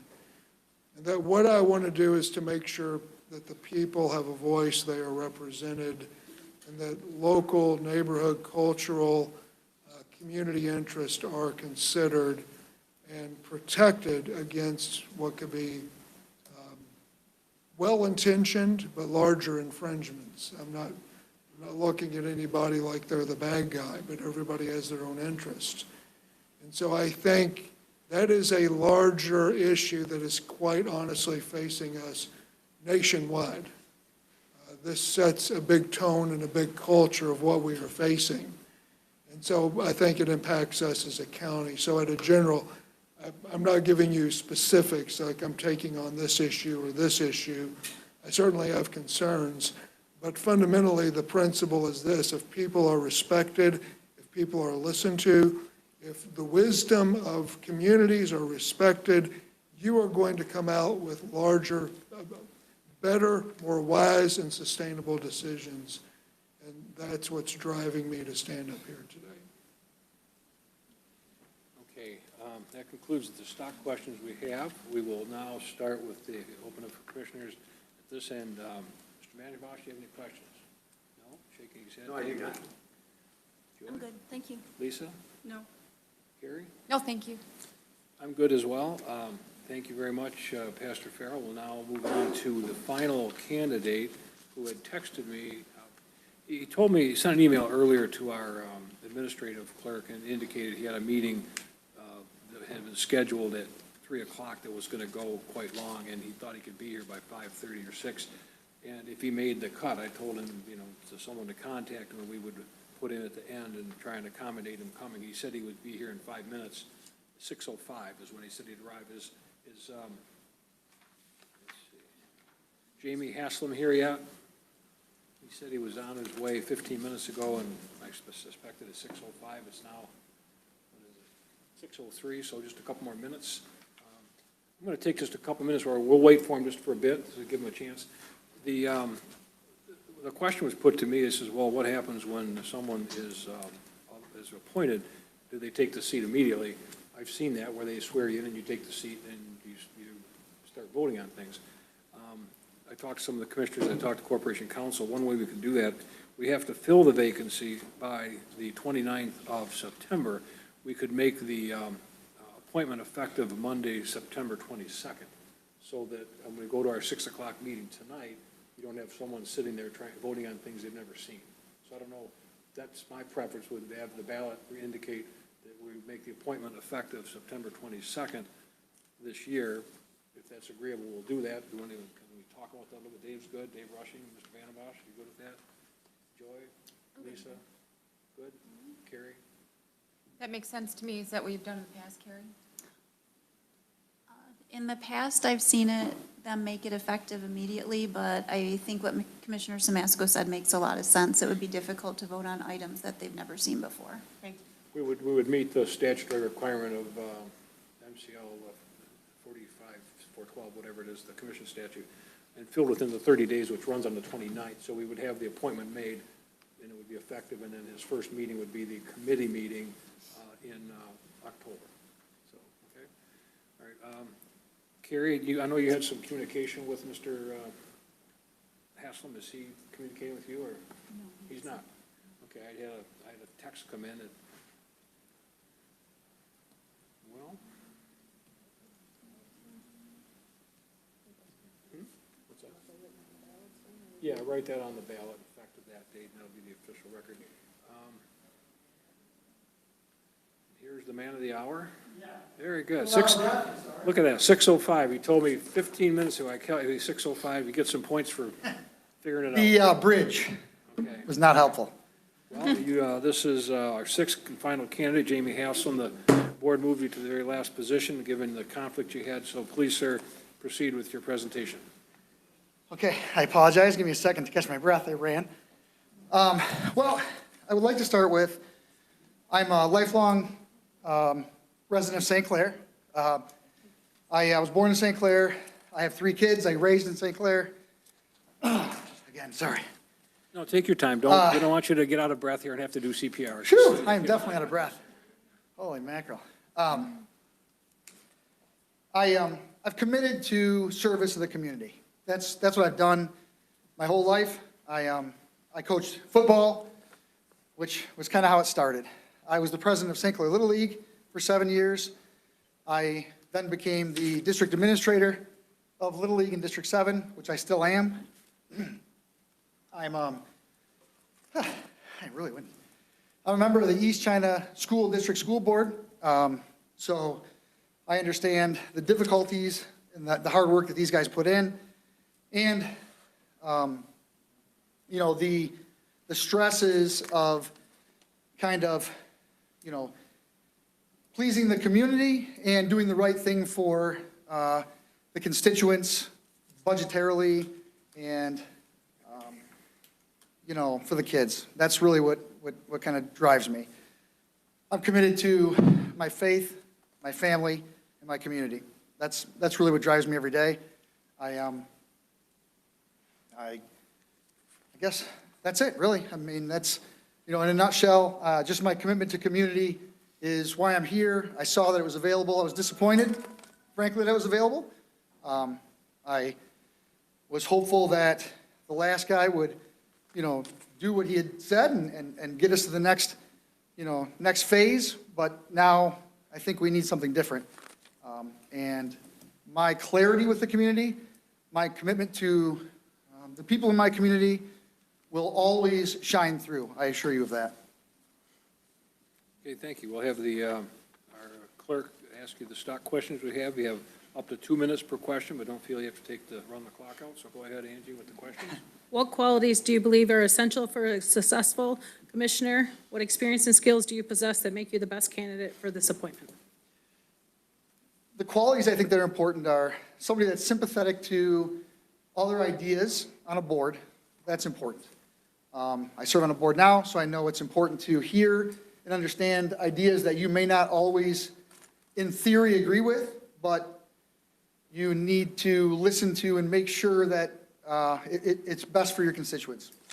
2, the desire to do the right thing for your constituents all the time. Even when maybe you don't know or feel like it's the right thing, you need to make sure you look at what your constituents want and need and why you're in that position and why the people put you there.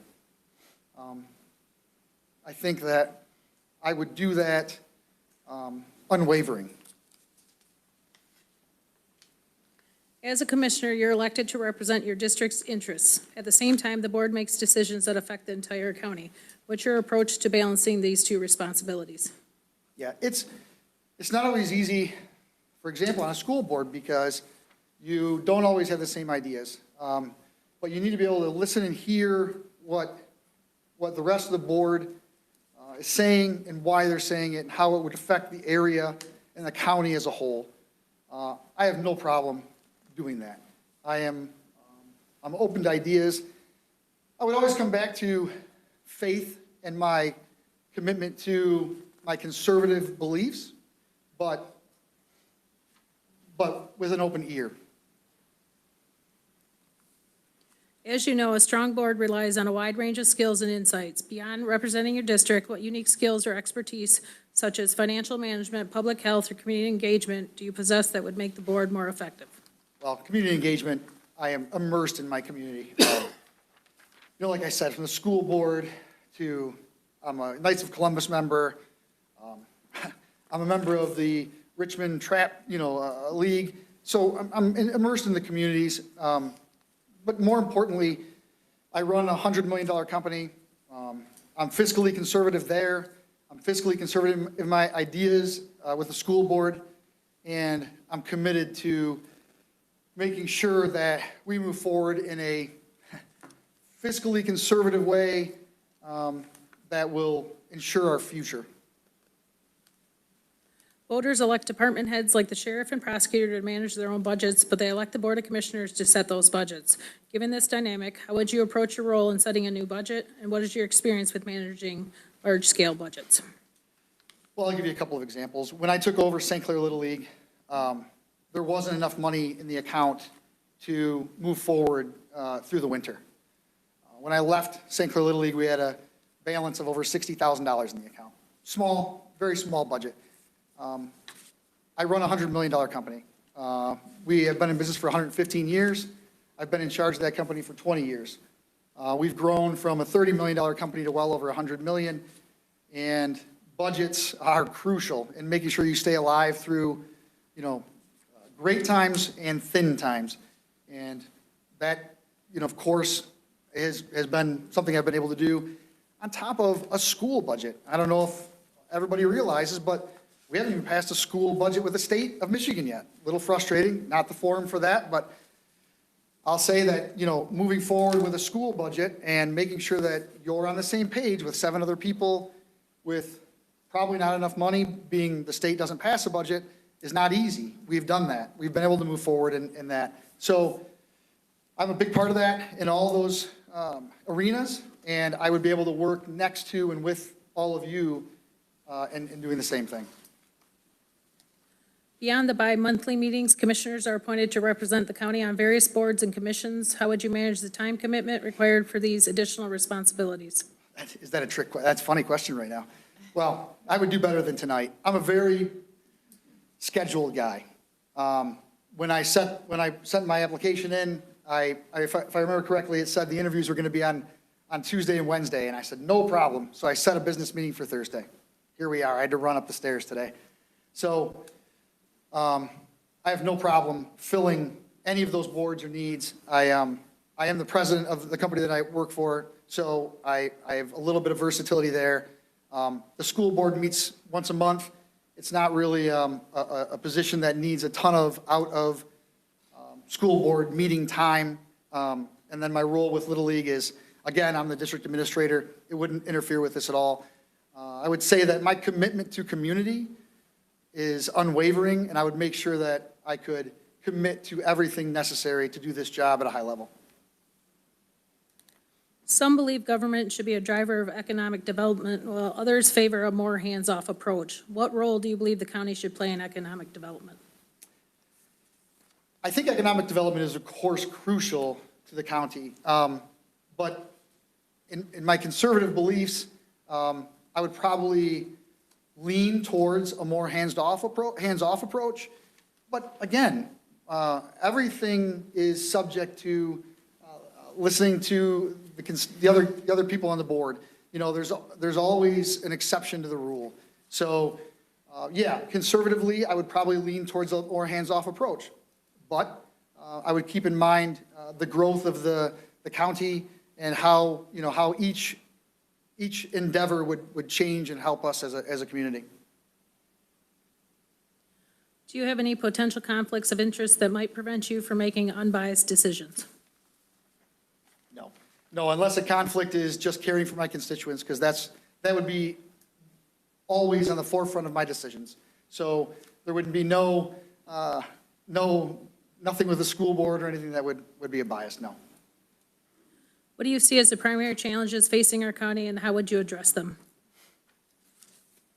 I would say our ability to, how do I say, just be open and clear with the community on our path forward, on our plans for the future and how we get there. I know, Mr. Felatz, if I remember correctly, had mentioned that there wasn't enough openness, and I don't think that would be a problem. I am very in touch with my community members, with my constituents, and I think that there would be a trust level, and that's very important in this role, and I think I would be able to help bring that. Okay, we'll now turn to the commissioner questions for our final candidate. We'll start with Commissioner Angie. Any questions? I don't. Thank you very much. Thank you. Lisa? No, but thank you for making the effort to be here tonight. Sorry for the rush. No, I get it. Joy? No, I'm good, thank you. Good. I do not. David? Okay, that concludes the interview aspect of our, you can have a seat. Thank you for your comments. It's already 6:15. We have a meeting noticed for 6 o'clock for a regular board meeting. What I'd ask at this time, if the commissioner's ready to cast vote, I'm sure our clerk, I see she's been working, has ballots available. Do you want to proceed immediately to a vote, or is there anyone here that needs more time for consideration? So I guess by just a show of hands, how many people would like to proceed to a vote tonight? Dave, you want to proceed to a vote, rushing? I'm all set. You want to proceed to a vote? Then raise your hand. Good, okay. Yep. Everybody's good. Okay, then we'll go ahead and proceed with the vote, and then the ballots are maintained. It's got our names on it. I did have the clerk write out effective 9/22/25, and it has only those 1, 2, 3, 4, 5, 6 individuals who were motioned, seconded, and voted in for consideration. Are we going to continue to vote until we reach our goal? Well, we'll continue to vote. We'll start with the rounds. The answer will be yes. I mean, we'll keep 1 or 2, 3 rounds, and then if people want more time for some reason, we can take some more time. But I'm hopeful that it would not take a lot of rounds to get that done. So is everybody good with that? I'm good, but you're still not talking into the mic, and I can't hear you. Sorry about, no, I apologize for that, Dave. No, I do apologize for that. Okay, so everyone has, this ballot is marked number 1. Everyone has a ballot marked number 1? Up in the Yes. right-hand corner? All right. It's our first round of voting. We'll go ahead and vote for one individual. Now, do we write our name on here? It's got our name, just check the box. Okay, all right. Put a check mark or an X in the appropriate box, please.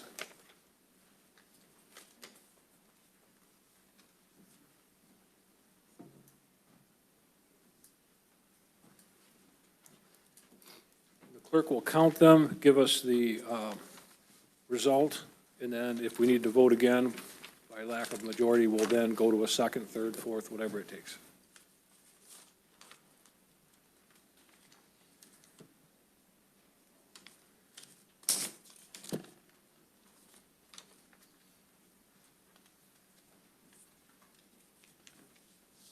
So I have 2 for Jared Shirkey, 1 for Anthony Farrell, and 3 for Paul Zeller.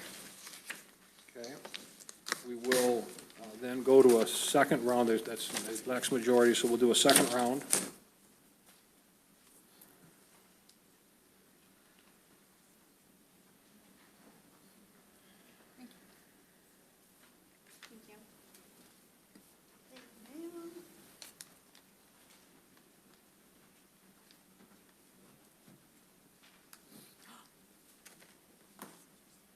you.